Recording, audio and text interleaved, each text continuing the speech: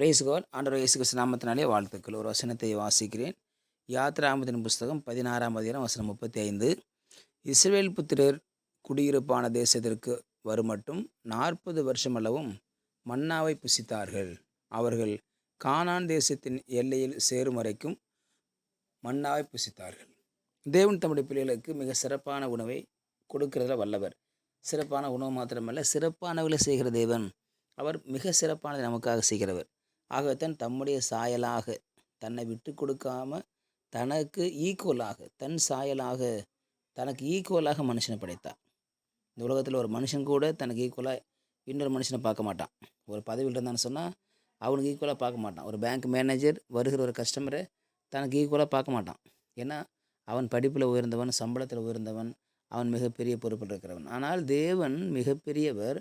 மனுஷனை அவனுக்கு சமமாய் படைத்தார், தன்னுடைய சாயலாக படைத்தார். அப்படிப்பட்ட தேவன் 40 வருஷ காலம் அளவும் அவர்களுக்கு மன்னாவை கொடுத்தார். 20 லட்சம் பேர். 20 லட்சம் என்பது புருஷர்கள் மாற்றி 20 லட்சம் பேர். அதுக்கு மேலே மனைவிகள் இருப்பாங்க, பிள்ளைகள் இருப்பாங்க, ஆடு மாடு ஜீவனெல்லாம் இருக்கும்.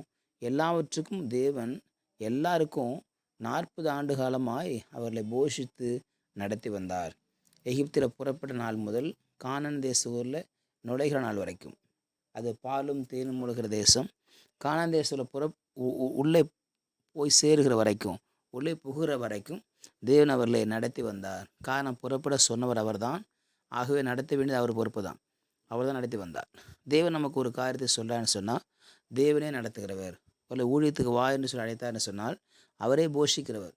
ஊழியத்துக்கு வான்னு அழைச்சிட்டு நடுவில் விட்டுற மாட்டார், நடாத்தில் விட்டுற மாட்டார், நடு இடத்துல விட்டுட்டு போயிட மாட்டார். அவர்தான் அவர்களை வெளியே வாங்க என்று சொல்லி மோசே மூலம் வெளியே அழைத்தார். வெளியே அழைத்த தேவன் இடையில் 40 வருஷத்தில் ஒரு நாளாவது ஒரு வேளையாவது உணவு இல்லாமல் அவர்கள் பட்டினி கிடந்ததே கிடையாது. எல்லா நேரத்திலும் அவர்களுக்கு தேவைகளை சந்தித்து கொண்டே வந்தார் என்று சொல்லி பார்க்கிறோம். ஆகவே அவர் சொல்லை கேட்டு நாம் பின்பற்றோம் என்று சொன்னால், அவர் சொல் கேட்டு ஊழியத்திற்கு வந்துவிட்டோம் என்று சொன்னால் கண்டிப்பாக நடத்துவார். அதில் சந்தேகமே கிடையாது. கண்டிப்பாக நடத்துவார். ஊழியத்துக்கு வேலையை விட்டுட்டு அநேகர் வருவதை பார்க்கிறோம். அநேகர் பிஸ்னஸ் விட்டுட்டு 3 நேரம் ஊழியத்து வருகிறதை பார்க்கிறோம். வந்த எல்லாரையும் ஆண்டவர் ஒருவரையும் கைவிட்டதாக சரித்திரமே கிடையாது. எல்லோரையும் கர்த்தர் நடத்துகிறார், எல்லோரையும் கர்த்தர் போஷிக்கிறார், எல்லோரும் கர்த்தர் தேவைகளை சந்திக்கிற தேவனாக இருக்கிறார். ஆகவே 40 வருஷம் அளவும் அவர்களுக்கு மன்னாவை கொடுத்து தேவைகளை சந்தித்து நடத்தினார். இன்னைக்கு நாம் அவரை பின்பற்றுகிற பொழுது இந்த வருஷத்தில் இருக்கிற 2025ஆம் வருஷத்தில் 365 நாட்களும் நமக்கு மன்னா கொடுப்பார், சிறப்பானதை கொடுப்பார், தேவைகளை சந்திப்பார், வேலையை கொடுப்பார், சம்பளத்தை கொடுப்பார், சர்ச்சு கட்ட இடம் கொடுப்பார், வீடு சொந்த வீடு கொடுப்பார்.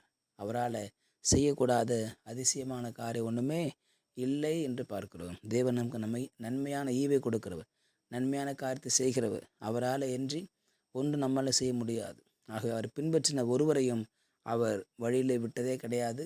அப்படிப்பட்ட சரித்திரமே கிடையாது. ஆகவே தேவனை பின்பற்றுகிற நாம் இந்த வருஷத்தில் எல்லா நாட்களும் எல்லா நேரத்திலும் நமக்கு சிறப்பானதை கொடுத்து நடத்த வல்லவராக இருக்கிறார் சொல்லி பார்க்கிறோம். ஆகவே சிறப்பான தேவனை பின்பற்றுகிற நாம் இந்த வருஷத்தில் வியாதிகள் வரலாம், ஒருவேளை விபத்துகள் வரலாம், போராட்டங்கள் வரலாம், பிரச்சனை வரலாம், ஆபத்துகள் வரலாம், இல்லை என்று சொல்லலை. கண்டிப்பாக ஏதாவது ஒன்று வரலாம்.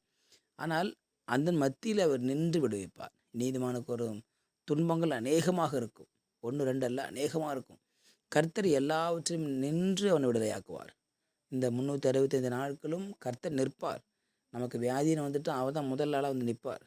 நமக்கு ஒரு விபத்துன்னு சொன்னால் அவர் தான் முதல் ஆளாக வந்து நிற்பார். நமக்கு ஆபத்துன்னு சொன்னால் அவர் தான் முதல் ஆளாக வந்து நிற்பார். நமக்கு பணத்தேவை என்று சொன்னால் முதல் ஆளாக அவர் தான் நிற்பார். சர்ச்சுக்கு இடம் வாங்கணும், முதல் ஆளாக அவர் தான் நிற்பார். ஆகவே நமக்கு எல்லா நேரத்திலும் ஆபத்து நேரத்தில் நோக்கி கூப்பிடுன்னு சொல்கிறார். ஸோ இந்த வருஷமெல்லாம் அவர் பூரணமாய் பூர்த்தியாக நடத்த வல்லமையுள்ள தேவனாக இருக்கிறார். அன்றைக்கு இஸ்ரவேல் மக்களை வான்னு சொன்ன உடனே அவங்க எல்லோரும் வந்தார்கள். அவர் நம்பி வந்தார்கள். நம்பி வந்த ஒருவரையும் அவர் பாதியில் விடவே இல்லை. 40 ஆண்டு காலம் அளவும் அவர் நடத்தினார், தேவைகளை சந்தித்தார், உதவி செய்தார். ஆகவே இந்த வருஷம் முழுவதும் தேவன் நம்மை நடத்துவார், பாதுகாப்பார், தேவைகளை சந்திப்பார், நன்மை செய்து நம்மை மகிழ பண்ணுவார் என்று சொல்லி பார்க்கிறோம். மன்னாவை அவர்கள் கானான் தேசத்தின் எல்லையிலே சேரும் வரைக்கும், அப்படின்னா கடைசி வரைக்கும் அவர் சொன்ன அந்த நாட்கள் முழுவதும் 40 ஆண்டு காலமாய் அவர்களை நடத்தினார், போஷித்தார், உடுத்துவித்தார், நன்மை செய்தார் என்று சொல்லி பார்க்கும். அதே தேவன் நம்மை நடத்துவார். தைரியமாக இருப்போம், முன்னேறி செல்வோம். கர்த்தர் நம்மை ஆசீர்வதிப்பார். ஜெபிக்கலாம். பரிசுத்த நாளுக்காக ஸ்தோத்திரம் பண்ணுகிறோம்.